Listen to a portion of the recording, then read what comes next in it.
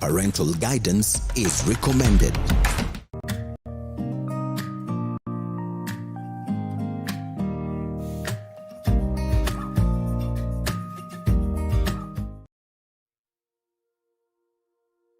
My name's Emily Maranga.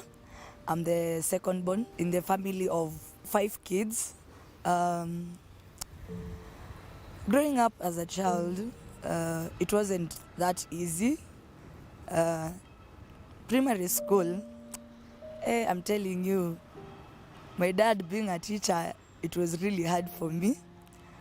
Watu wakichapwa 3, I was beaten 6 canes. So for me it was a bit tough, being in the same school, being taught by my dad mathematics especially. It was kind of hard for me. So nilikuwa na ile nasoma kastaki, nasoma nikaa naonewa. Kwanza when it reached part ya noisemakers, if ningepatikana kwa list, lazima watu wachapwe. But if I was not there, seriously, my dad angesamehea watu. So for me, nilikuwa like, I'm not in a school, niko horror story. It reached a point, I was just praying, see, he be given a transfer. And lucky for me, he got a transfer after nimemaliza class 8. So it wasn't any good for me. I finished class 8. I passed because nilijikakamua. Ilibidi because when ni mtoto wa mwalimu lazima ujikakamue. The school I went was also hell for me because it wasn't my expectations. Nilingangana, ikabidi tu nikubali because at the end of the day, sikuwa najilipia school fees. He was the one providing, so ilibidi. What made me sad is that it reached a point I was being sent home for school fees. Now, the only thing that helped me ni kwenda hizo madrama, kwenda music festival. Because unapata saa zile watu wanafukuzwa, mimi nimeenda drama, nimeenda games, you see, things like those. Saa hizo ndo zilinisaidia till nikamaliza form 4. Campus life wasn't that easy for me because there I met a lot of different characters, different people, friends that watakwambia tu anything they would like. It got a point I got into a long distance relationship. It started on well, but naweza sema like I was just like kinda in a mood for a relationship. So it went on well. We communicated like every day. Nikitoka classes jioni, I used to Skype with him. It wasn't that bad. Little did I know nilikuwa najiingiza kwa trap because ilikuwa inafika wakati if maybe niko na class mpaka jioni tuseme kama na decide ku hang out na my friends kiasi, itafika point when I communicate with him anaanza kukasirika ati no, he thinks I'm doing something else while in the real sense nimemwambia exactly what I'm doing. So it got a point that he started being jealous. Uko wapi? Unafanya nini? Classes zako zinafaa kuisha saa ngapi? So that ilifika point ikaanza kunikasirisha. For some time I really cooled down. Sikuwa nataka arguments since alikuwa mbali and I was also far. He was at Saudi Arabia and for me nilikuwa Kenya. So it was a bit hard. Juu anaona like I'm doing some things juu hayuko around. But for me, I was really honest with him because mostly I was concentrating on campus, shule, nini. Waking up in the morning, classes till around 4. I chill with my friends kidogo at school, then I just head to my crib. I was staying in a bedsitter at Ongata Rongai. I didn't want to stay in the hostel za shule kwa sababu huko kulikuwa na lot of dramas nini. People were using drugs, let me say bangi. Ulikuwa tu unapita mahali unasikia tu harufu ya bangi imekupiga. So niliona instead ya kushikanisha na watu, kuanza kuwa involved with watu wa hostel wa shule, nikaona tu I just look for a place nionekana nitaweza at least concentrate na masomo. So the guy akaniambia, by the way, so you look for a bedsitter, I will be paying for you. So the relationship got serious. He sent for me like money every month. He used to send me like rent money, do your upkeep. So I never used to like worry about anything. For him, what he was worried about, niko na nani, what am I doing, if I'm cheating on him. And in the real sense, I wasn't even interested in my boyfriends nini. I was just like, naende campus, I go for my classes, I come back, nilale, or maybe I cook, I eat, and then I sleep. Kidogo kidogo tu hivi akaanza tena, oh, why are you not serious with me? Because I wasn't texting him, I wasn't calling him. So hata ukimwambia nimekuwa na assignments, nimekuwa na classes mingi, he doesn't want to listen. At the back of his mind yeye anajua, Emily anafanya hivi, Emily is doing this and that, and I'm sending her money. Maybe anafikiria I'm using him, maybe anafikiria I'm just playing with his mind. We went, 1 year went down. Now the second year sasa ilifika wakati ndio he's supposed to come back kutoka Saudi. So for me, I was eagerly waiting for him. By that time, I was supposed to pick him. Unfortunately, that night, I tried calling him, I tried kumtumia message WhatsApp, but unfortunately, there was no communication back. So me trying to reach one of his friends, he said that, huyo hata sidhani ka atafika, alienda kwa nyumba ya some ladies there who live there. So I got disappointed. That day, I don't know what happened, but I went to a friend's house and they were drinking. So since nilikuwa nataka tu nitoe hiyo hasira, they were drinking Smirnoff, nikaamua, let me just take a shot. My friend akaniambia, hii kama hujazoea itakubeba. Mimi nikamwambia niko na stress, let me just take a shot. Kukunywa shot, ikanibamba. I took another one. By the end of the night, nilijipata I'm out. I never went back home.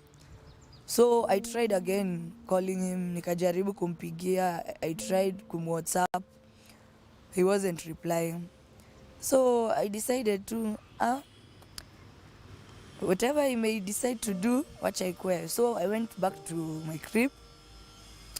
That day I didn't have classes. Nika chill too because I was having a really bad hangover. Kidogo hivi, my phone rings. Nani? The guy. He calls me, yo, I've landed, I'm coming to Ongata Rongai. Let's meet at where? Let's meet at Masai Mall. So Emily ni nani? Si unapenda jamaa. So I went to the stage, kamgoja. Alikuja vizuri and he pretended like nothing was on. Nini? Nikamkaribisha. So he was really psyched up coming back to Kenya. So to that point, we really never got into a point of arguing because tuliacha hiyo story nini, sikutaka hata kumuuliza why did you not communicate nini, I was supposed to come and pick you. Hiyo ilikuwa imeachwa kando. So I was supposed to go to the bank because he had sent me money through MoneyGram. So ilikuwa we go withdraw the cash, tuende tukafanya shopping. They usually say yenyewe mapenzi at first inakuanga mzuri. So it really kicked off well. We used to stay pamoja, tukakaa. Little did I know, akienda kwa mabeshte yake, wanaenda anawaambia wamtafutie madem nini. So ikakuja, that thing ikakuja ikanidepress. Hata classes nikaacha kwenda. Ni ile siku yenye naona wacha tu niende because lectures at the end of the day kuna those number of times zenye unafaa kuenda. So I used to go tu ndio at least nijulikane ninaenda shule. Kusikiza story kumbe the guy really was into girls and I really didn't know.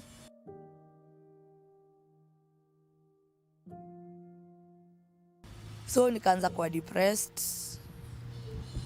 Nikaanza tena tu kutafuta tu yani solace. So my solace yenye ilikuwa solace ilikuwa tu pombe. And I didn't start at na hard liquor. I started taking beer. And nikaona for him hakuwa really serious about the relationship. So for me kukaa na yeye ilikuwa mbaya because we used to argue every day tuna argue. Ukijaribu kumconfront about something anaanza kukasirika. And also for him, he was really drinking sana, especially hard liquor. So for me staying with him ilikuwa ni kama inanivuta. And since I was having my depression nini, nafikiria sana and then nakuwa anxious, ikafika tu ile point nikasema enough is enough. So ilifika hiyo point pesa hata yake imeisha. So we have no money to pay rent, hatuna anything, yani pesa yote ni venye tumeitumia because we bought things, tumenunua pombe, tumekunywa. So nika decide since nilikuwa active na with my friends at school nini, the girls huko walikuanga wanafanya hizi job za promo. So nikaongea nao, luckily wakaniweka kwa group yao ya WhatsApp ya kufanya promotion. Lakini sasa sikuwa najua najiingiza kwa shida because hizo promotion most of them zilikuwa za pombe. So us zenye tunaweza enda, maybe you will go to a club or maybe you can be positioned at a Wines and Spirit kupeana sample. So for me that iliniweka in a very awkward situation. Nilikuwa najipata nitaenda class alafu on Friday, since Fridays hatukuwa na classes mingi, on Fridays I used to go for those promo jobs Friday, Saturday, and then unalipwa Sunday. So at least I was able to cope up. Ikafika sometime school was being overwhelming and guys there walikuwa really into the addiction of bang, kukunywa, and they used to just take pombe yoyote. You'll find sometime wanakunywa senator, wanakunywa hard liquor, changa. Hey, little did I know, those promo jobos were taking me somewhere I never expected, because once I was in that position, I really interacted with so many people, especially in bars. So like nilikuwa like, if ni William Lawson's tunaenda kusample, William Lawson ndo tutakunywa hiyo siku. Kama ni Viceroy ndo tunaenda kusample, Viceroy ndo tutakunywa hiyo siku. If it's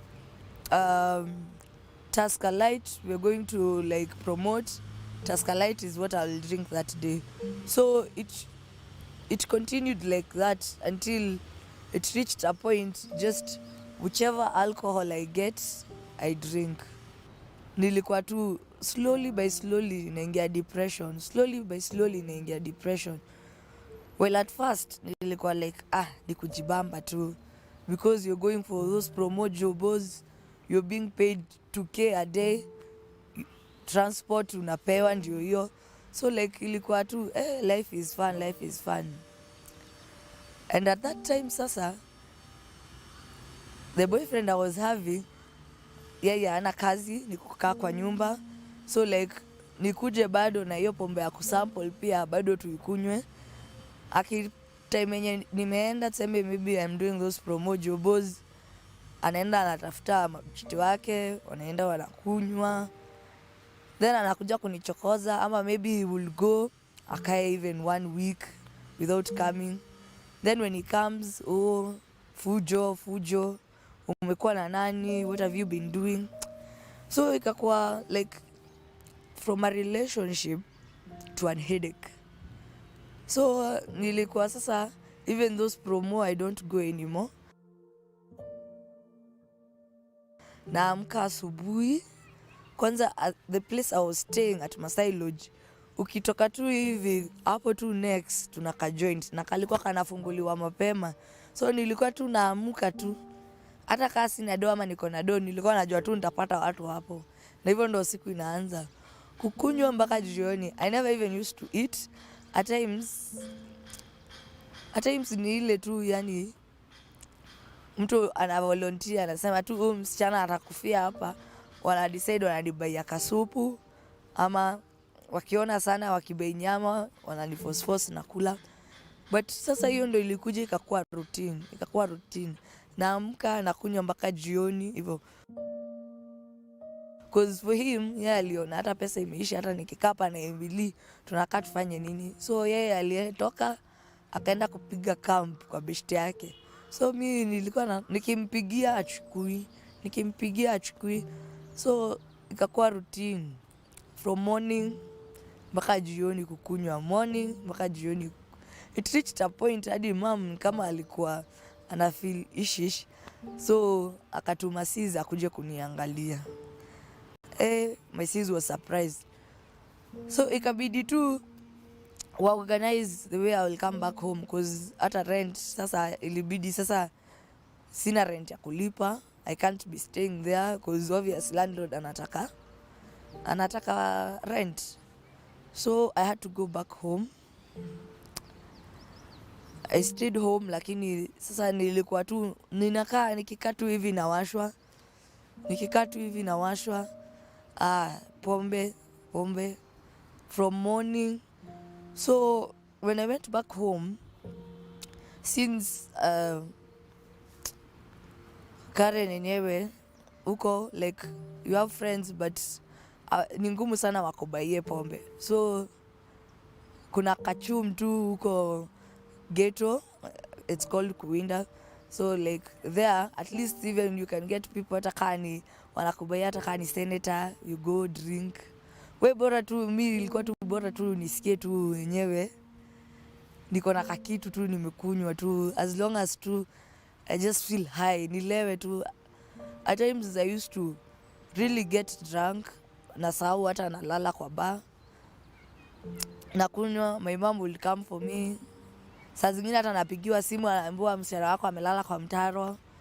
At times anakuja mwenyewe ananitafuta kwa nyumba, she thinks I'm sleeping, kumbe kamtu kalitoroka kitambo early in the morning. So it got from bad to worse, mpaka ile like I will stay even in a bar for 2 days. Yani ile unangoja tu mwenye anakuja akubaie, yani you just feel high. I didn't feel like going home. Siku hata, yani nilikuwa tu nataka tu 24/7 I feel niko high. 24/7 ni feel niko high. Nikitoka hii joint nione hakuna watu wenye wanaweza nibaia, naenda joint ingine. Nikienda hiyo joint ingine nipate hakuna mwenye anaweza nibaia, I still go to another one. Yani nilikuwa tu jumping from bar to bar, from bar to bar, from bar to bar. It reached a point that my mom akaona I was coming home late. Hata hiyo nikikuja like ananiuliza ulikuwa unatembea hiyo saa, like saa 9 I'll be still on the road, saa 8 natembea tu. Ananiambia na sasa hata ukirepiwa. So for me I was like nani ataniguza? Sikuwa nashikika, as long as tu I've taken cigarettes, I've taken like whichever alcohol enye nitapewa. At times hata nilikuwa tu naenda nachukua glasi ya mtu na kunywa, I didn't want to know ni nini, as long as tu ni pombe ilikuwa inaingia tu kwa mdomo. It reached a point sasa hata hakuna kuoga, ni kwenye ninalala nikiamka ninatafuta tu pombe, kwenye ninalala nikiamka ninatafuta tu pombe. So it really got tough for me. Every time I will look for work, nikikaa tu hivi nikikunywa ninavutwa. Every time I will look for work, nikikunywa excessively nafukuzwa. So ilibidi tu nikae tu nyumbani, senye tu nataka kunywa na kunywa, senye sitaki na lala. Ni sasa kazi ilikuwa kukunywa na kulala, kukunywa na kulala, kukunywa na kulala, kukunywa na kulala. Nilikaa hivi nikasema, is this really my life? So it reached a point I stopped, like nikasema let me look for my guy, maybe hiyo ndo inanifanya nikunywe zaidi, cause kazi nimepata bado I still drink. Shule naweza tafuta ingine lakini sitaki. So kukaka hivi trying to reach him, it was so sad because he never used to pick my calls. Akitaka kunipigia ananipigia anitukane. So me trying to reach him, ananiambia by the way next week I'm going back to Saudi, my vacation is over. And at that time alikuwa ameniambia vacation before ishe we will organize, maybe I go with him. But at the back of my mind I knew hakuna kitu kama hiyo, cause Saudi you don't just go like that, cause rules za huko they are very tough. And me going there sina kazi, and knowing the Arab countries the way they are, nikasema huyu he's really too not serious, cause live niliona tu hapo ananienjoy. Being in that relationship cost me a lot, cause hata shule sasa hiyo ndo ilifanya hata nikaona there wasn't any use for it, since ninapata pesa already, I have a guy who's serious with me. So I really had hopes in that relationship. So it breaking ilinifanya kurudi zero, cause now I didn't have friends ni wakunipea pombe, friends ni wakukwambia kuja tuko na form, friends ni wale wakukwambia wewe utaiacha, hata ukiacha utaacha kwa counter. That's what they used to say. So and for me, since I wanted to prove them right, nilikuwa hapo. The more they say it, the more I naendelea tu. And for them kununulia pombe ilikuwa shida, so ilikuwa tu hivyo. So when the guy left Kenya, I really felt like I'm losing it. So ilikuwa kazi ni kukunywa tu, and to a point that nilikuwa nalala hadi kwa mtaro.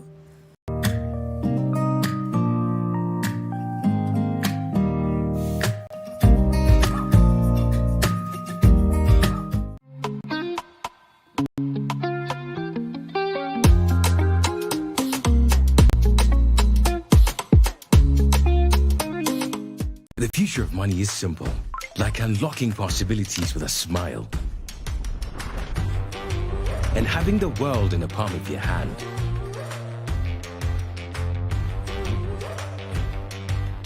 It's the ability to touch many lives at the same time and turn your dreams into reality. It's forgetting and still remembering. Simple is having everything that you love in one place. From the ticket to your next meal, to your ticket to the next holiday. It's an easy way to ask for a boost when you're low. And keeping track of everything on the go. The future of money is simple, and it's here. Download the new M-Pesa app today. Want to grow your business? Broadcast your sermon, share birthday wishes, make funeral announcements, produce adverts and documentaries? Then book and advertise with us today by calling us on +254 700 893 542. 700 893 542. Or email us on sales@luke-up.tv. Welcome to Look Up Guest House, Retreat and Prayer Center. When you first come in, we will be happy to receive you at our reception, then proceed to our cozy and well-equipped accommodation facilities. We aim to provide our guests with a unique, comfortable, and worthwhile experience. Here at Look Up Guest House, we provide our guests with a continuous supply of room amenities.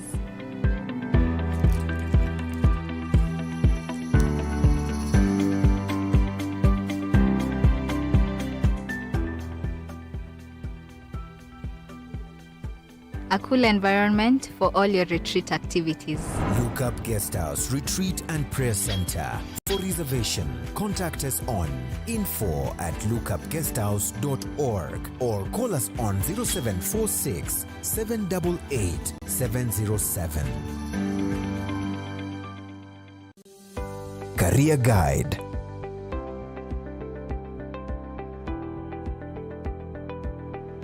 Choose your occupation wisely. Before you decide to pursue any career, ask yourself this question. Can I see myself doing this all day, every day for many years?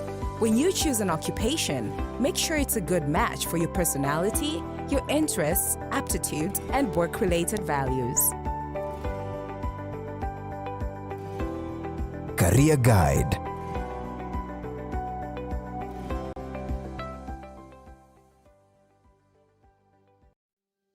Health Check in association with Natural Juicing Center. Importance of fruits. Fruits are an excellent source of essential vitamins and minerals, and they are high in fiber. Fruits also provide a wide range of health-boosting antioxidants, including flavonoids. Eating a diet high in fruits and vegetables can reduce a person's risk of developing heart disease, cancer, inflammation, and diabetes. Health Check in association with Natural Juicing Center. You can now book for any service or order for food supplements on our website www.naturaljuicingcenter.co.ke. You can also visit our center in Kahawa Sukari, house number 1334, Kahawa Sukari Avenue. Natural Juicing Center. Your health is your wealth. Like, follow, subscribe, click the notification button. Join the Look Up TV movement now.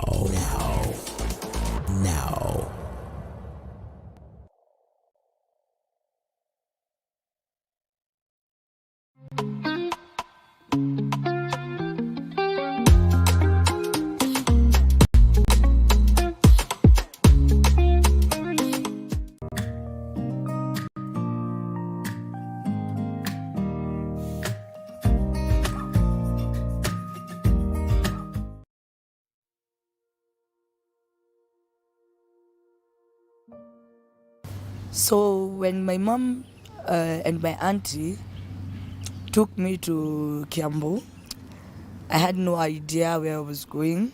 I just knew I was being taken for a training that later on I'll get a job.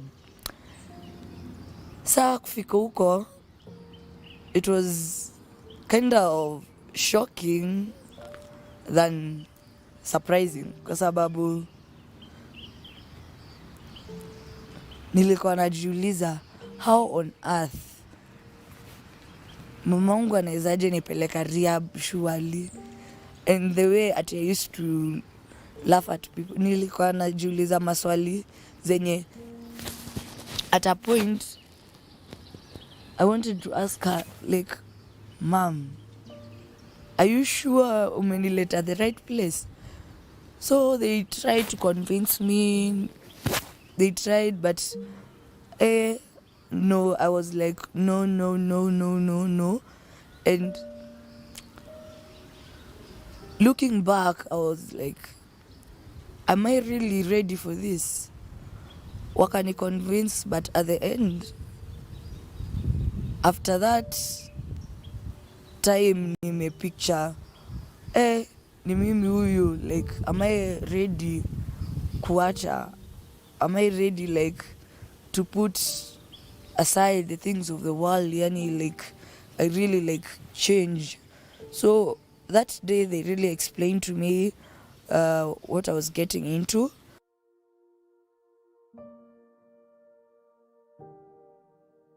Emotionally, I was like, yeah, nyewe nataka kuchange. Lakini physically, niko like, mwili hapana. Mwili ilikuwa imekataa, cause like, now I was really used to it. Yani, I was really used to the things I was using back, and nilikuwa naona, I can't make it without these things. Yani, nilikuwa like, if I stay like a day or 2 days, I feel like there's something missing. So many thoughts ran through my mind. Nikakuwa like, I'm really filled up with thoughts. So since nilikuwa not sure, I just told my mom, wacha niende, nifikirie, I'll think about it, nitakuja, cause siko ready. At a point, nilijaribu kutumia ile excuse ya, sijabeba nguo, nini. Wakajaribu kuniambia, sijali, utaletewa nguo. In my thoughts, nilikuwa, are you guys really sure I'm supposed to be here? So, ilibidi tu they accept my decision, since like I personally I don't like being forced to do things, and according to me, niliona wakinieka hapa against my will, haitakuwa poa. I'll probably maybe get angry, maybe hata I might do just something and I regret. So I told my mom, wacha tu niende nifikirie, then I'll come back. So that's what happened. We went back. I went back to my auntie's place. That day kwanza, I don't know, it's as if I was being tuned. That day I went, I drank. I drank, nilikuwa nakunywa tu, nisahau. And I don't even remember nilikunywa pombe aina gani, but I just remember I used to like, nilikunywa Chrome, nikakunywa Kenya, nikakunywa KC, nikachanganya na Senator. I had too much to drink. I smoked that day. I was like telling my aunt, wacha tu ni ya mwisho. Juu sasa I want to be serious with my life. Wacha tu nikunywe ya mwisho leo. Nikunywe tu before niende huko, nijue wenyewe I'm really living this out kabisa, out of my life. Then my auntie asked me a question, ile like ikanieka a little bit shaking. Sasa kaniuliza, sasa ukisema unakunywa leo ya mwisho, na ukunywe like usiwai ati taka hiyo kiu. What about kesho tena ukiamuka utake tena hiyo kiu? Nikaona no, let me just finish with it, and then like I just call it quits kabisa. So then I stayed at my auntie's place for some days. At that time, my auntie wasn't really sure if I was ready to quit or not. So niliamua tu, venye nilienda home, I asked my mom if still I can go back huko. Akaniambia wacha nitaongea na Chris nijue. Akasema sawa. Akaniambia naweza piga niongee na yeye. So when I called Chris akaniambia I was given that chance, and unfortunately it has been taken, but still if you want tutafanya nini, I'll just talk to somebody, then you will go back. Akaniuliza, are you sure? Nikamwambia yes, and yeah, I'm sure. This point I'm going, inafika point ninaenda tu hivi, so it's high time I just do it for myself and not for people, because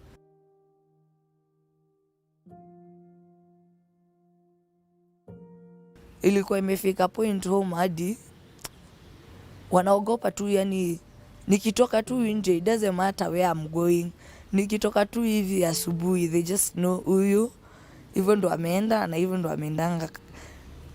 They were expecting two things: nikitoka either nimeenda kwa bar ama nirudi nikiwa mlevi, na nikienda kwa bar it means obviously naenda kukunywa. So like kila mtu at home, even my friends wakiona tu hata nimepita kwa bar ninaenda kukunywa, there wasn't even ati akade tu hivi ati waseme tu ati huyu labda leo atakunywa soda. Yani people's minds ilikuwa tu hivyo, ametoka ameenda kwa bar.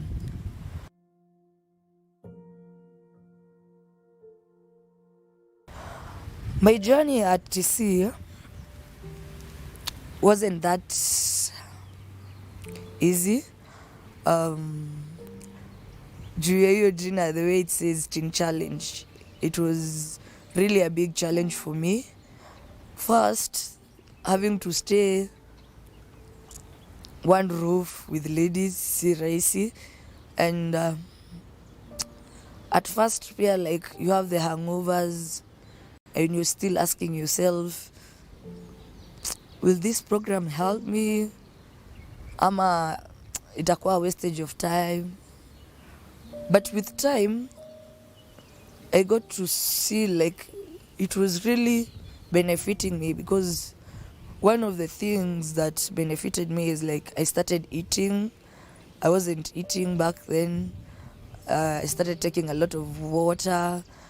I started keeping myself busy.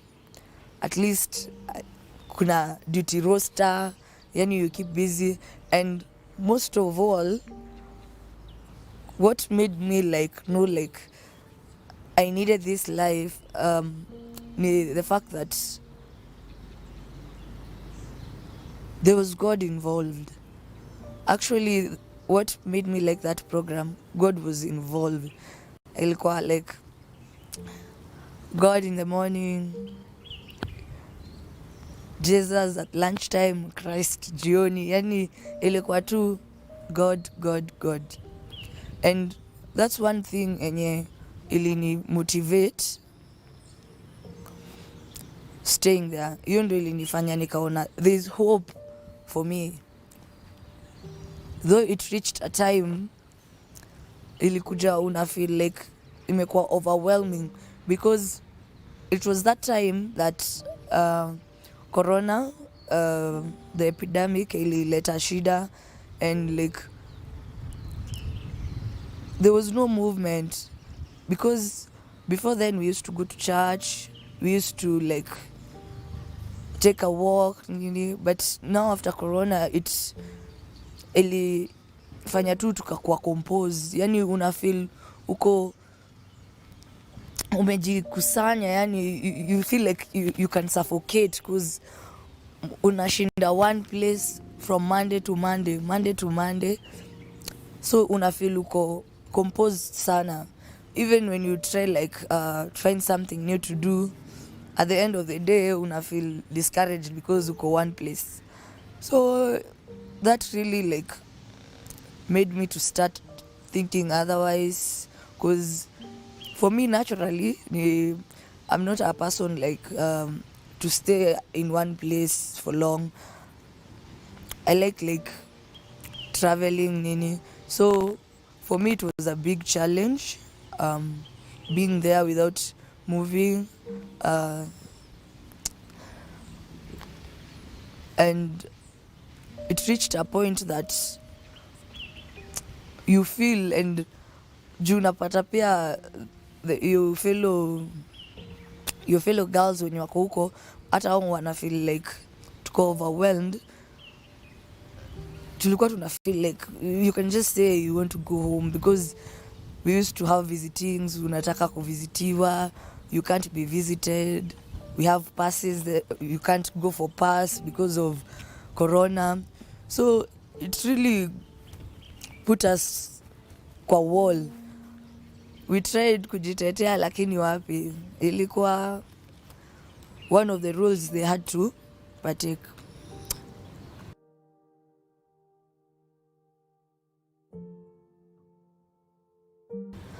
Though there were challenges, it also had the good times, because nilikuwa nakuwa motivated. We used to have chapel every morning, and what made my day psyched up is having devotions asubuhi, then going for chapel. I was the one leading praise and worship, so ilikuwa inanipea motisha knowing that I can dance for God the way I used to dance in a club. For me, it really psyched me up, because hata the energy I was using drinking ilikuwa more used there, because it made me lively. It made me feel good that I can be able to like psych other people up with God's songs. So my journey there had ups and downs, had the good days, had the bad days, but luckily and godly I managed to finish. For me, I knew like I'm a changed person, because having to be there for all that time and having to learn what I learned about God and how he loved me nini, ilikuwa something so powerful that I couldn't let go of it, because when we were always at the chapel in the morning, when we used to memorize verses, unakaa hivi chini, you know, when you memorize that verse and you speaking it, you see it working inside you. I remember my favorite verse was Isaiah 43:4-5, and every morning when I used to read that verse, it encouraged me, because it says, I will give up all the nations just to save your life, because you're precious, because I love you, and because I honor you. And it goes to verse 5, and it says, do not be afraid, I'm with you. So every time I used to feel like I'm down, I'm nini, na feel like, hey, time bana haisongi, corona ndio hiyo, we can't even go to church, we're just in the same place. I used to read that verse, I used to meditate on it, I used to memorize it, and for me, it gave me power that I'm the child of God. He knows me by name. So like, even those people out there who are seeing me like I'm a nobody, I'm a nini, for me, I knew like he knows me by name, and he knows. And for me, I knew like even if I'm in challenge, God cannot put me in a challenge that he knows I cannot persevere. So for me being there, it encouraged me, it gave me strength, and also it gave me the motivation to face the outside world.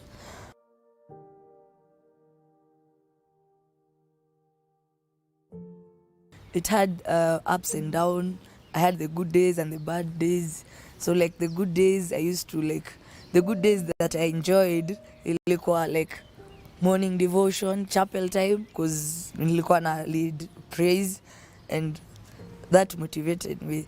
The bad side was like having to stay under one roof with more than 5 ladies. It wasn't that easy because there used to be fights. Oh, somebody has taken something of mine. Oh, I helped you with something, you didn't return. Such things, tulikuwa tu girl stuff, yeah. But it had its lessons because we used to learn from each other.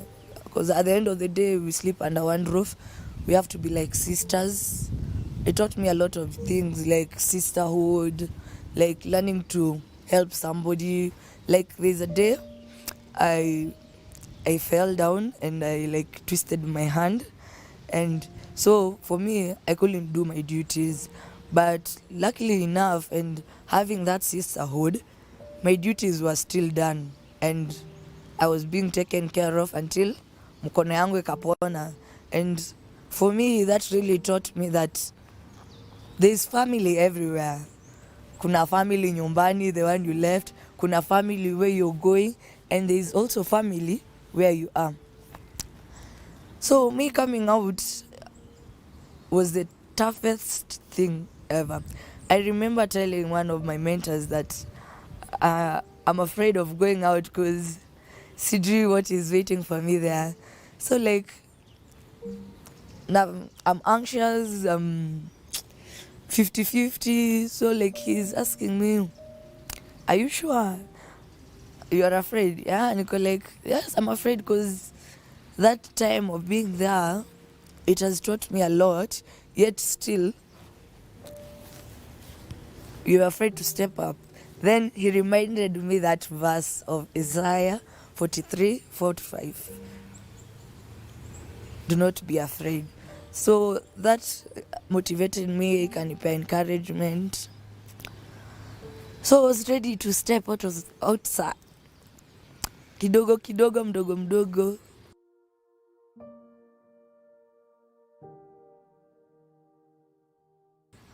They usually say friends will never disappear. I met some of my friends, they're still drinking, nini.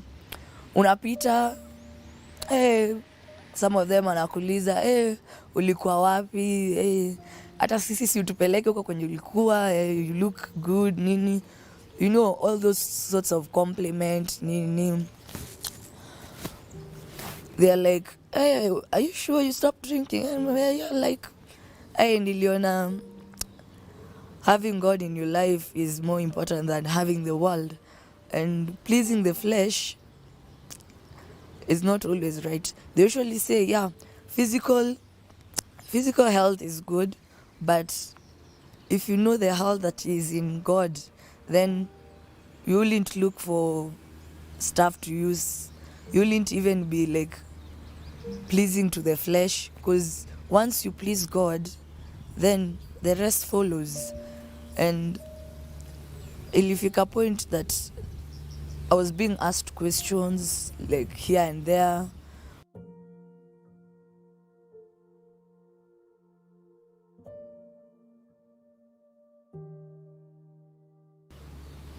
But for my family, they really took me well. They weren't ready to judge at nini. They were ready with open arms, ready to take me back. And they were really encouraged by my decision.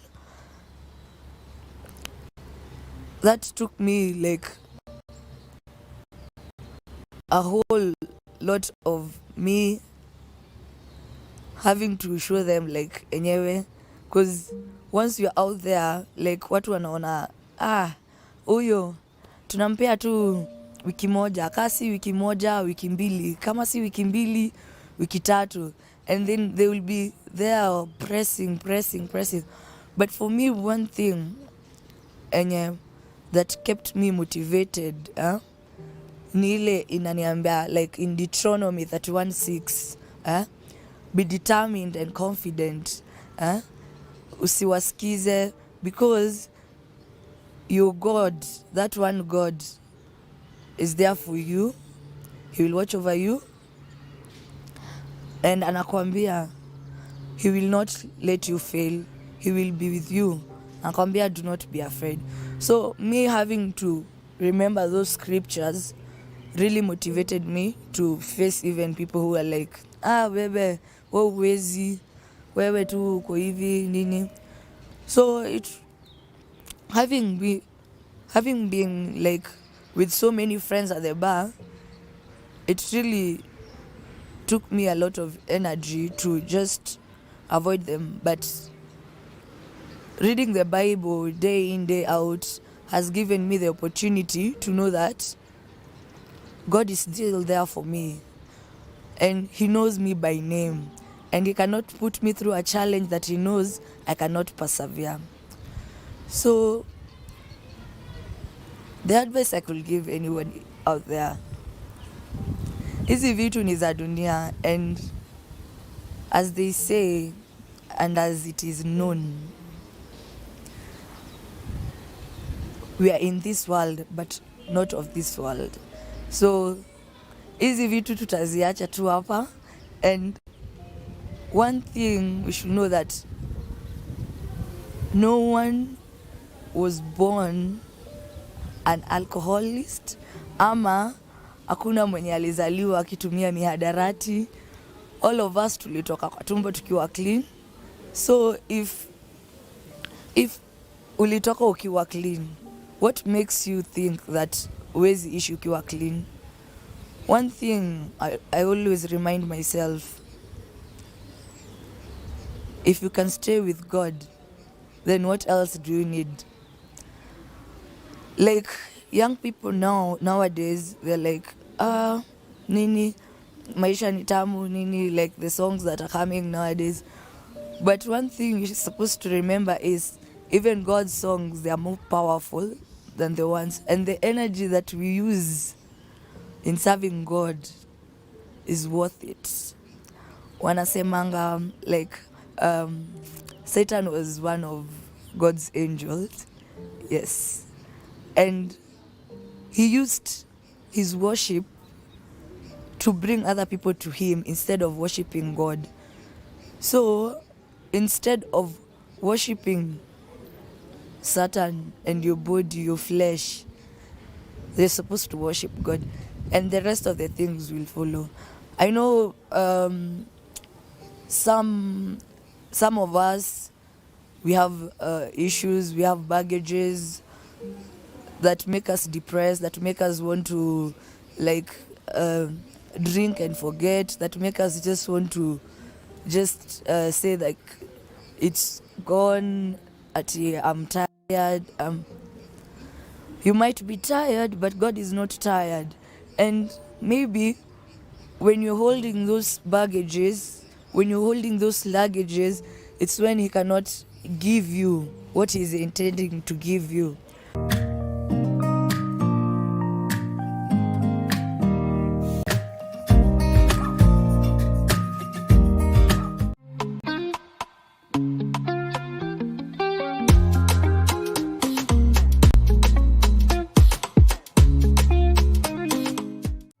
We value your feedback and welcome your complaints about our programming and operations. Feel free to get in touch with us through 0700 893 542 or send us an email to views@look-up.tv. We can't wait to hear from you.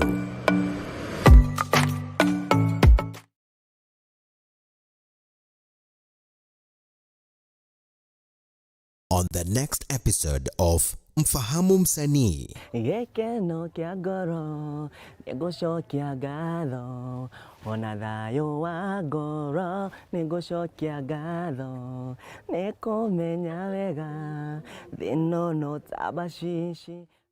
Hello, my name is Jeff Melodies. I'm an artist, a gospel artist. Nimetoka kwa kijiji inaitwa Banana. When I was introduced